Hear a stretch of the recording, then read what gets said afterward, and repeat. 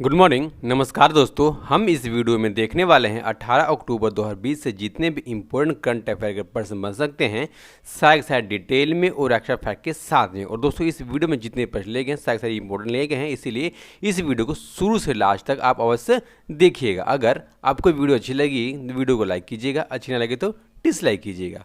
अगर आपको इस वीडियो का PDF भी चाहिए तो हमारे टेलीग्राम ग्रुप को ज्वाइन कर लीजिएगा। इसका लिंक इस वीडियो के डिस्क्रिप्शन में मिलेगा, आप वहां से इस वीडियो का PDF डाउनलोड कर पाएंगे। ओके, अब देखते हैं आज की वीडियो का पहला प्रश्न।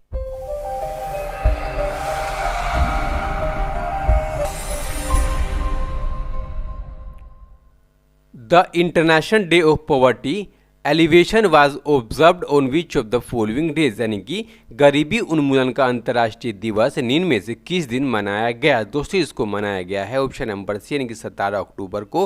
और इस दिवस को मनाने के पीछे का उद्देश्य ये है दोस्तों कि जो भी गरीब लोग अपनी गरीबी से दोस्तों जूझ रहे हैं और उनके बारे में लोगों के बीच में जागरूकता पैदा करना दोस्तों इसका मेन उद्देश्य है, और इसी के लिए इसको 17 अक्टूबर को मनाया जाता है दोस्तों। अब देखिए, खासकर आपको पता होगा जो भी विकासशील देश है, जैसे दोस्तों हमारा भारत भी आता है, ठीक है, धीरे धीरे विकास हो रहा है, तो वहाँ पर दोस्तों ज़्यादा गरीब आ जाते हैं, ठीक है। तो उन गरीबों को अमीर बनाने के लिए दोस्तों जो काम किए जाएंगे वो भी इन लोगों को बताया जाता है। अब देखिए, आपको पता हो दोस्तों जो संयुक्त राष्ट्र के जो महासचिव कौन है, एंटोनियो गुटेरेस दोस्तों। अब देखिए उनके अनुसार जो भी बाल गरीबी होती है, यानी कि जो बच्चे जो छोटे आयु में काम करने लगते हैं दोस्तों, ठीक है, और उनको काम ना किया जाए दोस्तों, इनकी पहुंच को दूर किया जाए, तो उसके लिए दोस्तों काम किया जा रहा है। और उनका मानना ये है कि अगर हम उनके परिवार को ही अमीर बना देंगे दोस्तों तो ये इसकी आवश्यकता नहीं पड़ने वाली है, ठीक है। अब देखिए, अब की बार का दोस्तों इस डे का थीम है क्या, तो acting together to achieve social and environmental justice for all. क्या,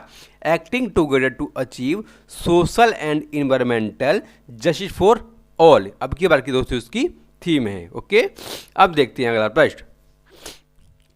विच country will receive it first submarine name INS Sudhvir from India, यानी कि किस देश को भारत से पहली पनडुब्बी INS सुधवीर मिलेगी। दोस्तों मिलने वाली है ऑप्शन नंबर सी यानी कि म्यांमार से भारत की पहली पनडुब्बी INS सुधवीर मिलने वाली है दोस्तों, ठीक है। अब देखिए, इसकी घोषणा की गई 15 अक्टूबर 2020 को विदेश मंत्रालय की तरफ से दोस्तों, जब उसने अपना साप्ताहिक प्रेस कॉन्फ्रेंस किया, ठीक है, जिसका निर्णय लिया गया था 4 से 5 अक्टूबर के बीच में, जब भारत के विदेश सचिव हर्षवर्धन श्रृंगला और थल सेना अध्यक्ष जनरल मनोज मुकुंद नरवणे म्यांमार की यात्रा पर गए थे, तब इसका निर्णय लिया गया था दोस्तों, ठीक है। अब देखिए, जो INS सुधवीर है दोस्तों, ये डीजल और इलेक्ट्रिक से चलने वाली दोस्तों एक इंजन है जो भारत ने 1980 के दशक में सोवियत संघ से दोस्तों खरीदा था। और इसको खरीदने के बाद में जो हमारा हिंदुस्तान शिपयार्ड लिमिटेड है, कहाँ पर, विशाखापट्टनम आंध्र प्रदेश में, और वहाँ पर दोस्तों इसको अपग्रेड यानी कि आधुनिक किया गया था दोस्तों, ठीक है। अब देखिए दोस्तों इसकी क्षमता कितनी है, तो इसकी क्षमता है 3000 टन का दोस्तों जो पानी है वो हटाने की इसकी क्षमता है, जिसकी लंबाई है 74 मीटर, और दोस्तों इसमें एक बीम लगा हुआ है 10 मीटर का, ठीक है।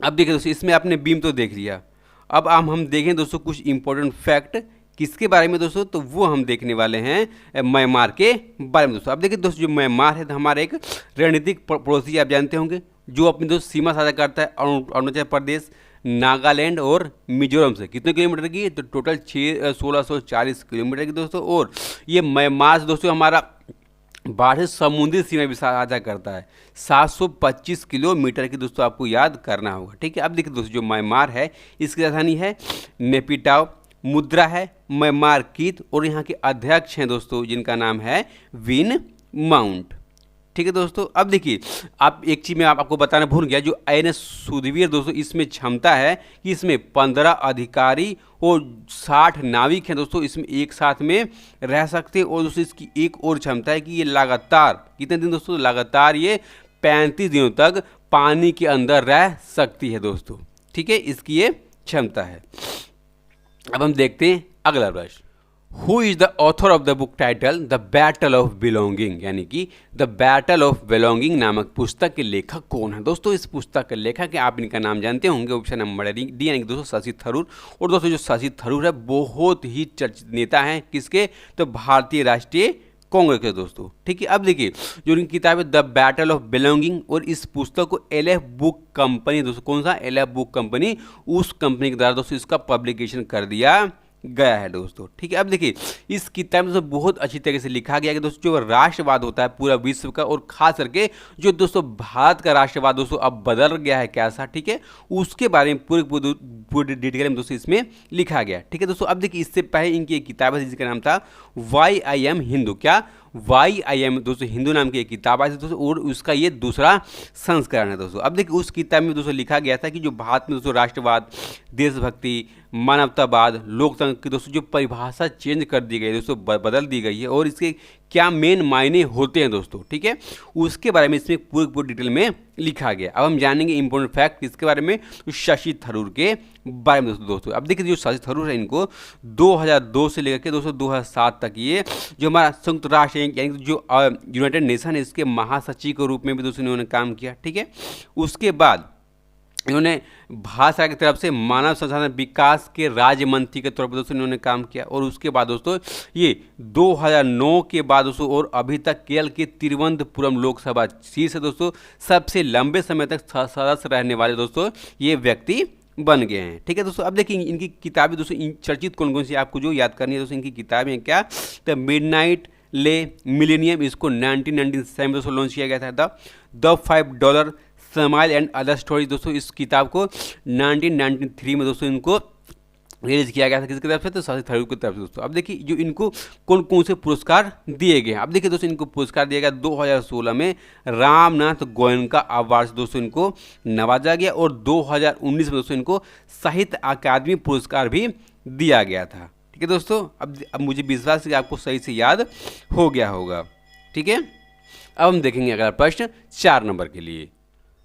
हाल ही में किस देश ने आटोन कैपिटल्स पासपोर्ट इंडेक्स 2020 की सूची में 98वां स्थान प्राप्त किया दोस्तों, 98वां स्थान प्राप्त किया है। ऑप्शन नंबर सी है दोस्तों अपने प्यारे भारत ने। और दोस्तों अगर कोई से भी कंपनी पासपोर्ट इंडेक्स को जारी करती है दोस्तों, इसका मेन मकसद ये बताना होता है दोस्तों कि पासपोर्ट की दृष्टि से किस देश का दोस्तों पासपोर्ट बहुत ज़्यादा मजबूत है, यानी दोस्तों किस देश के लोग दोस्तों अगर विदेश में जाना चाहें दोस्तों, काम करना चाहे तो उनको आसानी से वीज़ा दे दिया जाता है दोस्तों, इसका मेन मकसद होता है यही बताना। अब देखिए दोस्तों भारत तो है 58 नंबर पर। ठीक है, तो नंबर 1 कौन है, नंबर 1 दोस्तों इस इंडेक्स में न्यूजीलैंड, उसके बाद नंबर आता है Japan, Germany, Australia, Luxembourg, Switzerland, Ireland, south Korea और ऑस्ट्रिया का दोस्तों नंबर आता है दोस्तों। अब देखिए इस लिस्ट को आप याद कर लीजिएगा कि बहुत ज़्यादा इंपॉर्टेंट ये हो जाता है।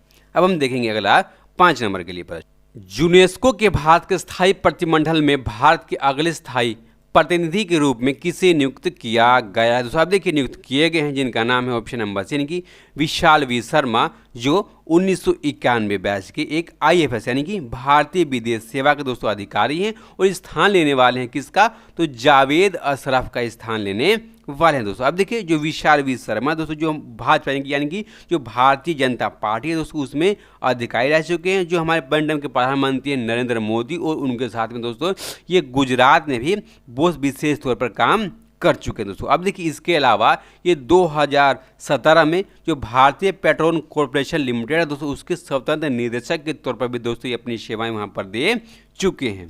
ठीक है दोस्तों, अब देखिए अब एक प्रश्न दोस्तों पूछा जा सकता है कि भारत की तरफ से ऐसे पहले व्यक्ति कौन से थे दोस्तों जो यूनेस्को के राजदूत बनाए गए थे, तो जिनका नाम था क्या दोस्तों, जिनका नाम था विनय मोहन बोत्रा, क्या विनय मोहन बोत्रा दोस्तों, और उनके बाद नंबर आता है किसका, तो जौहर अशरफ का दोस्तों उनके बाद का नंबर आता है। ठीक है, अब हम देखेंगे अगला प्रश्न 6 नंबर के लिए। अंतर्राष्ट्रीय भारोत्तोलन महासंघ के अंतरिम अध्यक्ष के रूप में किसे नियुक्त किया गया दोस्तों। आप देखिए नियुक्त किए गए जिनका नाम है ऑप्शन नंबर यानी कि माइकल ईरानी को, जो अंतर्राष्ट्रीय भारोत्तोलन महासंघ है दोस्तों उसके अंतरिम अध्यक्ष के तौर पर इनकी नियुक्ति कर दी गई दोस्तों। अब देखिए ये तो अध्यक्ष बनाए गए अंतिम दोस्तों, और इनके अलावा दोस्तों ये पहले से जो अंतर्राष्ट्रीय भारोत्तोलन महासंघ है दोस्तों इसके सदस्य के तौर पर भी दोस्तों ये काम कर रहे थे। ठीक है दोस्तों, अब देखिए किसका स्थान दोस्तों लेने वाले हैं, ये स्थान लेने वाले हैं उर्सुला पापडेरा का दोस्तों ये स्थान लेने वाले हैं दोस्तों। अब देखिए इन्होंने हाल ही में इस्तीफा दे दिया, और इस्तीफा देने के बाद दोस्तों ये पद खाली हो गया था, और पद खाली हो गया था दोस्तों तब उसके बाद में दोस्तों इनसे पहले जो अंतरिम अध्यक्ष दोस्तों उन जो थाईलैंड के इटारेट बेटो गाठो को दोस्तों नियुक्त किया गया था, लेकिन सहमति नहीं बन पाई दोस्तों, लगातार उथल पुथल हो गया अंदर ही। तो उसके बाद में ब्रिटेन के दोस्तों रहने वाले कौन, तो माइकल ईरानी, और इनको दोस्तों अंतर्राष्ट्रीय भारोत्तोलन महासंघ के अंतिम अध्यक्ष के तौर पर दोस्तों इनकी नियुक्ति कर दी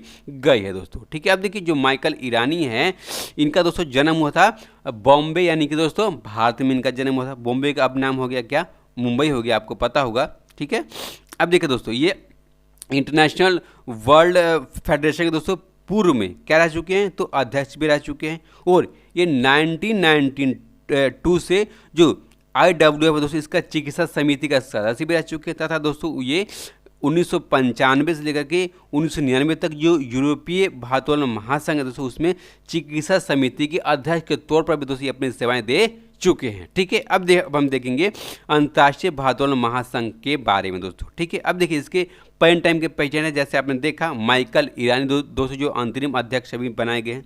इसका मुख्यालय बुडापेस्ट यानी कि हंगरी में इसका मुख्यालय है। ओके, अगला प्रश्न, ब्यूटी एसेसरीज ब्रांड वेगा के ब्रांड एम्बेसडर के रूप में किसे नियुक्त किया गया है दोस्तों। अब देखिए नियुक्त किए गए हैं ऑप्शन नंबर यानी कि रोहित शर्मा दोस्तों। जो रोहित शर्मा है दोस्तों, जो वेगा का दोस्तों जो पुरुषों का ब्यूटी एसेसरीज का ब्रांड है दोस्तों, उसके ब्रांड एम्बेसडर नियुक्त किए गए हैं, महिलाओं के नहीं। ठीक है दोस्तों, अब देखिए ये आपने देखा कि ब्यूटी एसेसरीज ब्रांड दोस्तों यानी कि जो भी इलेक्ट्रॉनिक्स है दोस्तों चलने वाले दोस्तों जो ब्रांड है, जैसे में हमारा हो गया ट्रिमर दोस्तों, ये भी पुरुष होते हैं जिनकी जो दाढ़ी होते हैं दोस्तों वो ग्रूम कर लेते हैं, साफ कर लेते हैं दोस्तों, तो उसी का प्रचार करने के लिए दोस्तों, उसके ब्रांड को प्रचार करने के लिए रोहित शर्मा को ब्रांड एम्बेसडर बनाया गया है दोस्तों। अब देखिए ये ब्रांड एम्बेसडर बनाया गया दोस्तों, ये प्रेजेंट टाइम पर अक्टूबर यानी कि जो महीना चल रहा है, इसी से दोस्तों इसका प्रचार करना ये चालू करने वाले हैं। ठीक है, अगला प्रश्न, who has the government band imports with refrigerants, यानी कि रेफ्रिजरेंट के साथ सरकार ने किसे आयात पर प्रतिबंध लगाया दोस्तों। अब देखिए किसके आयात पर प्रतिबंध लगाया दोस्तों, तो ये लगाया गया ऑप्शन नंबर बी यानी कि दोस्तों एयर कंडीशन के दोस्तों आयात पर प्रतिबंध लगा दिया है प्रेजेंट टाइम पर दोस्तों। अब देखिए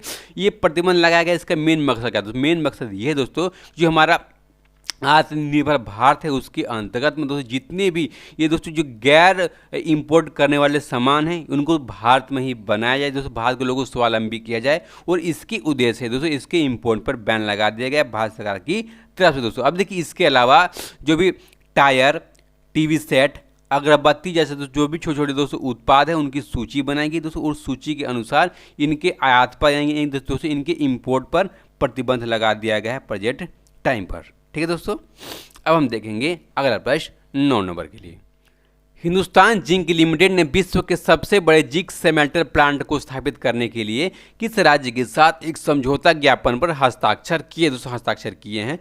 ऑप्शन नंबर डी तो गुजरात ने यानी गुजरात सरकार ने हिंदुस्तान जिंक लिमिटेड के साथ विश्व के सबसे बड़े जिंक स्मेल्टर प्लांट के दोस्तों बनाने के लिए समझौता ज्ञापन पर हस्ताक्षर किए हैं दोस्तों। अब देखिए जो हिंदुस्तान जिंक लिमिटेड नाम की कंपनी है ये वेदांता लिमिटेड की एक सहायक कंपनी है दोस्तों। अब देखिए जब ये विश्व का सबसे बड़ा दोस्तों जिंक स्मेल्टर प्लांट बनाया जाएगा दोस्तों, इसमें प्रति वर्ष कितना तो 300 किलो दोस्तों जो टन जो भी जिंक रहने वाले दोस्तों उसको पिघलाकर नए नए सामान बनाए जाने का दोस्तों लक्ष्य रखा गया है दोस्तों। ठीक है, अब देखिए ये जो लक्ष्य रखा गया तो इसको दोस्तों बनाने में जगह खर्च होने वाली कितनी तो 415 एकड़ के दोस्तों जगह खर्च होने वाली है, और दोस्तों इसके अंतर्गत में पैसे खर्च होने वाले हैं 5,000 करोड़ से लेकर के 10,000 करोड़ रुपए के दोस्तों बीच में इसमें खर्च होने वाला दोस्तों। अब देखिए इसकी लक्ष्य रखा गया कि 36 महीने यानी कि दोस्तों इसको